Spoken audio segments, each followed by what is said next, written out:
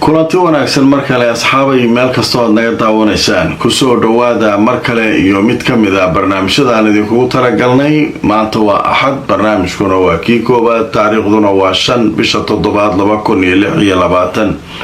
wararkii soo dhacay intaynu kala maqnayn kuwii ugu waaweynaa ayaynu barnaamijka kusoo qaadanaynaa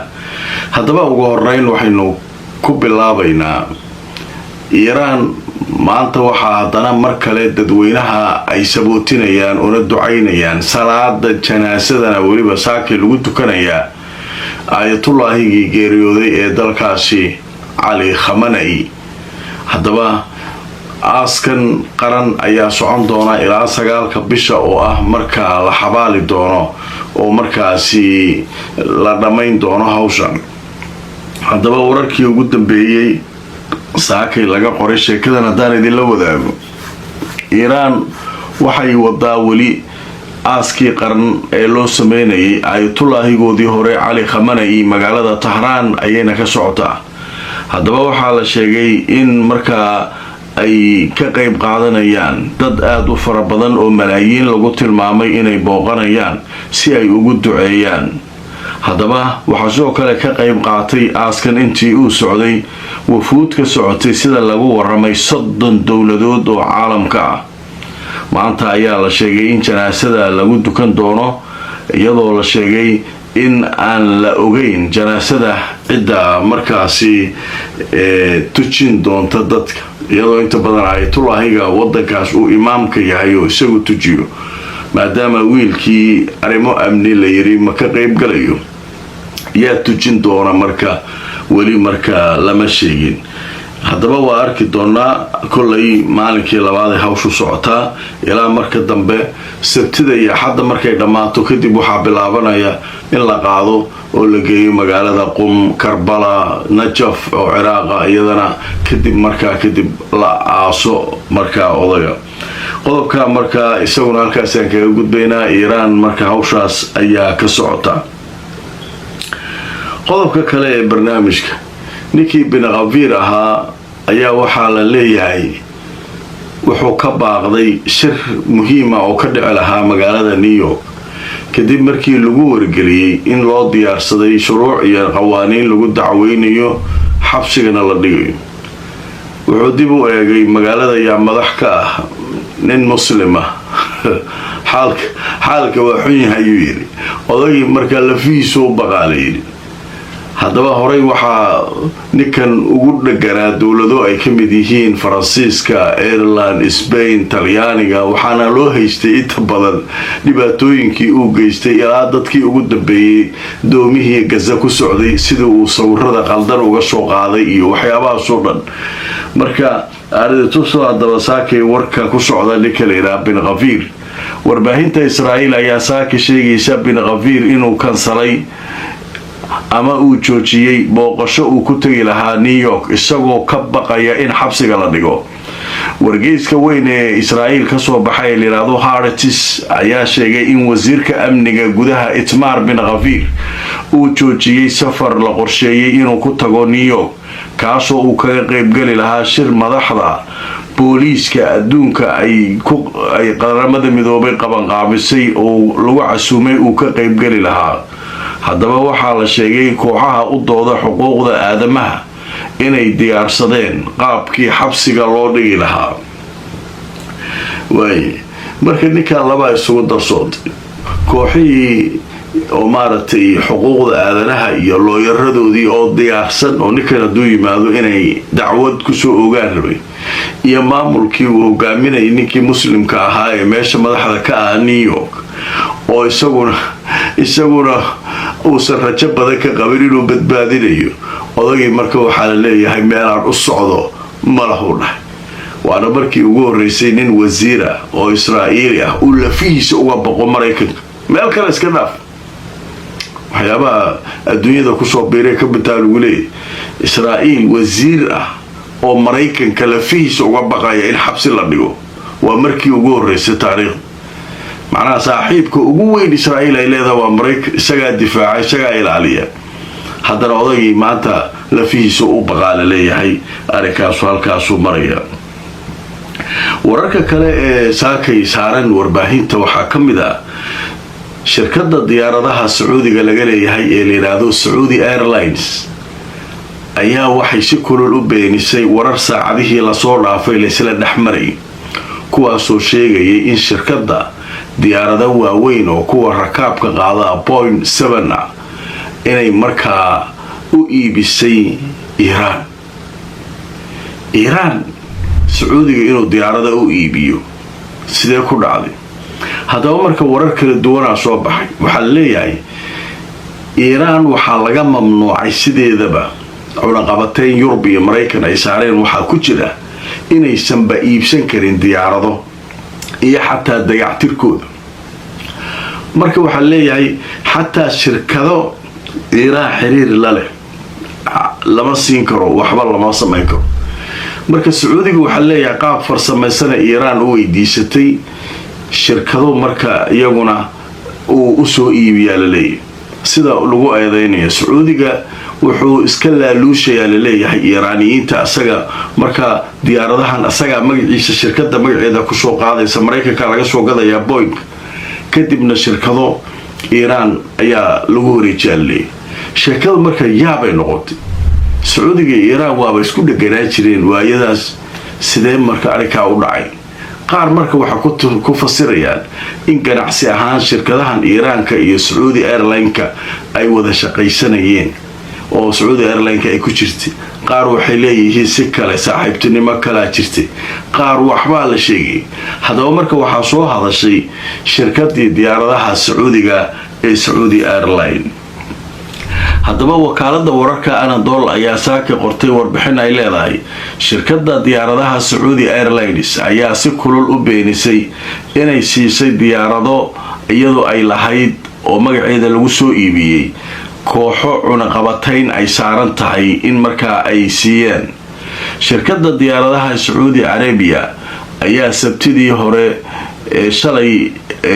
shalay waqti hore waxa ay si kulul u beenisay inay diyaarad kasta oo ay lahayd u dirtay ama diyaarad iyadoo ay lahaydba inay markaa u dirtay qolo ganaaxan oo cunaqabateyn saaran tahay in warkaas uu yahay waraan waxba ka jirin taasoo xaqiijisay in diyaaradda su'aasha laga keenay la sheegay in markaa shirkado kale oo markaasi loo iibiyay haddaba war-saxaafadeed rasmi ah oo ay soo saartay Saudi Airlines ay soo saartay sabtidii shalay shirkaddu waxay ku sheegtay inay markaa la socotay waxa la sheegayo warbaahinta wareegaya in markaa diyaarad nooceedu yahay Boeing 777-200 oo ay lahayd shirkadda Saudi Airlines in markaa lagu wareejiyay shirkad Iran waxay intaa ku dartay in horay ay u iibisay diyaaradaasi June 7, 2023 iyadoo ka iibisay shirkado kale shirkaddu waxay xaqiijisay in xiriir kasta oo shaqo ama ganacsi oo ay la yeelanayso shirkadaha kale aanay ku jirin shirkadaha cunaqabateyntu saaran tahay hadalkan ayaa yimid kadib markii baraha bulshada ay aad uga hadlayeen in markaa Iran iyo shirkadan ay markaasi xiriir hoose lahaayeen oo diyaaradan shirkadda Saudi Airlines la siiyay Iran marka waa sheeko iyaduna cajiib waaye oo la leeyahay Saudi Airlines marka nin aad markaa wax u falanqeynayay oo la wareysanayay Al Jazeera ayaa waxa uu ahaa nin khabiir oo siyaasadka caalamka aad u taxliiliye waxa la yiri sheekadan maxaa waaye Saudi Airlines wuxuu yiri marka aad isku dhacdaan dawladda Mareykanka oo xogaa aad isqabataan warbaahintoodu dagaal ay kugu qaadayaan diyaaraday Iran oo gadayay kanay samaysay sootii maalmihii la soo dhaafay inuu ka hadlaynay Saudi Arabia Chinese xiriir dhaqaale iyo wax walba iyo ganacsi u wareegaysa oo Mareykanku ka xanaaqsanaa oo Mareykanku lahaa ciidankayga waa idinka raranayaa maadaama aad diideen inaanu isticmaalno saldhigyadiina cirka si aan u weerarno iiraan xilligii dagaalku socday. marka buuqaas ayay warbaahintii marka maraykanku dowladda maraykanku ku shidaysaa. marka waxaa la rabaa dagaalka sacuudiga iyo maraykanka in qiil loo sameeyo. hadhow la yidhaahdo sacuudi arabiya waxay jabisay cunaqabatayntii la saaray iiraan, diyaaraday inta shirkadeedii soo gaday ayay iiraan ku wareejisay. marka wuxuu yidhi meeshaa loolan culusaa socda, inkastoo dowladda sacuudiga ay si kulol arrinkan u beenisay. waaye warka kale ee saakay warbaahinta ay ka hadlayso oo muhiimka ah wuxuu yahay safiirka iiraan u fadhiya waddanka shiinaha oo shir caalamiya ka qaybgalayay ayaa hadallo cajiiba sii daayay oo warbaahinto dhan ay aada uga hadlayso. wuxuu sheegay marinbiyoodka hormus in horta lacag laga qaadi doono 60 maalmood ee lagu heshiiyey inaan wax lacaga la qaadin kadib inay lacag qaadi doonaan. dowlada saaxiib la ah iiraanna aan waxba la weydiin doonin uu leeyahay. waa arrin cajiiba bogtay. saaxiibadeenna waxba maaragtay dhibaato iyagu lama kulmi doonaa, kuwa kale laakiin lacag laga qaadi doonaa. lacagtaasna wuxuu ku leeyahay canshuur maaha ee waa facilitygii wixii shaqadii meesha adeegii lagu qabanayay badda. markaba hadduu meesha ku ciladooba alaabtii lagu soo jiidi lahaa, hawada markay wasaqeeyaan sidii loo nadiifin lahaa, alaabta reer galbeedka laga bartay bogtahay. farsamay keenaayeen marka nimankaa iiraaniyiinta ayuuna farsamadii marka wadaan. haddaba ninkaa sheekadiisoo saakay warbaahinta aada uga hadlayso haddaan idinla wadaago. wargeyska la yidhaahdo ra'yul yowm ayaa wuxuu leeyahay safiirka iiraan ayaa daboolka ka qaaday in markaa ay jiri doonaan arrimo cusub oo ku saabsan habka loo marayo maraakiibta u isticmaalayso marinbiyoodka hormus. waxaana uu sheegay inay jiri doonto mucaamalo khaas ah oo dowladaha saaxiibada ah loo samayn doono. haddaba safiirka iiraan ee waddanka shiinaha ayaa sheegay in qarash adeeg lagu soo rogi doono maraakiibta ka gudbaya marinbiyoodka hormus. soo jeedin ay horey u diiday washington ayay iiraan ku dhaqaaqaysaa, iyadoo islamarkaana ballan qaadaysa dalalka saaxiibka la ah iiraan inay ka faa'iidaysan doonaan oo si gaar ah loo eegi doono. heshiiska is-afgaradka ee dhowaan ay kala seexdeen iiraan iyo maraykanka oo loogu talagalay in lagu soo afjaro dagaalka u dhexeeya labada dhinac wuxuu qeexayaa in maraakiibta ganacsi oo markaa si ammaana inay ku maraan marinbiyoodka hormus muddo 60 maalmooda iyadoon waxba la weydiin doonin. laakiin muddadaa wixii ka dambeeya ay markaasi arrin kale ay noqonayso. safiirka iiraan ninka la yidhaahdo cabdurida raxmaani ayaa u sheegay isagoo ka hadlayay madasha nabadda adduunka ee magaalada Bekin in waddankiisu uu iskaashi iyo isku dubarid arrintan ku saabsan uu kala yeelanayo dowladda la yidhaahdo saldanada Cumaan oo ku saabsan qorshayaal cusub oo arrinkan ah. haddaba isagoo hadalkiisa sii wato wuxuu sheegay annagoo ah waddan dhulkiisu uu ku fidsan yahay dhanka marinbiyoodka hormus, hubaal waxaa ah buu yidhi inaynu arrinkaa ka shaqayn doono. wuxuu intaa ku daray in markaa qorshahan cusub uu markaasi khusayn doono hubinta marin ammaan ah oo loo maro marinbiyoodka hormus. marka iiraan waxay leedahay 60 maalmood oo lagu heshiiyey kadib xisaabaa bilaabanaysa. hadda wax lacaga lama qaadayo, heshiiska ku jirtaa 60 maalmood kabacdi markabkii beesha soo baro waa lacag. midda kale dowladaha saaxiibada ah ee ayaga xilligii adkaana la soo maray way iska marayaan.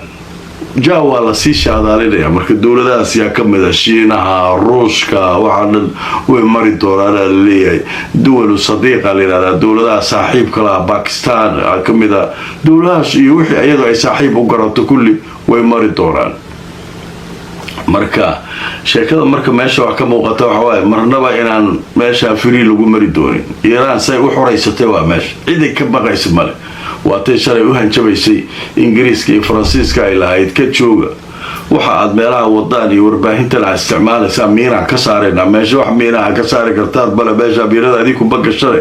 ee jooga waatay lahayd marka xaalku halkaasuu maraya wararkaasu waxay ahaayeen kuwii ugu waaweynaa ee caalamka kusoo kordhay saaka fadlan barnaamijka la gareeyo oo share gareeyo haddaad nagu cusub tahayna hayloobin inaad subscribe ka samaysato youtube-keena iyo sidoo kale facebooka oo aad follow garayso si aad barnaamijyadan mar walba u hesho inta aan mar kale kulmayno asxaabay nabadgelyo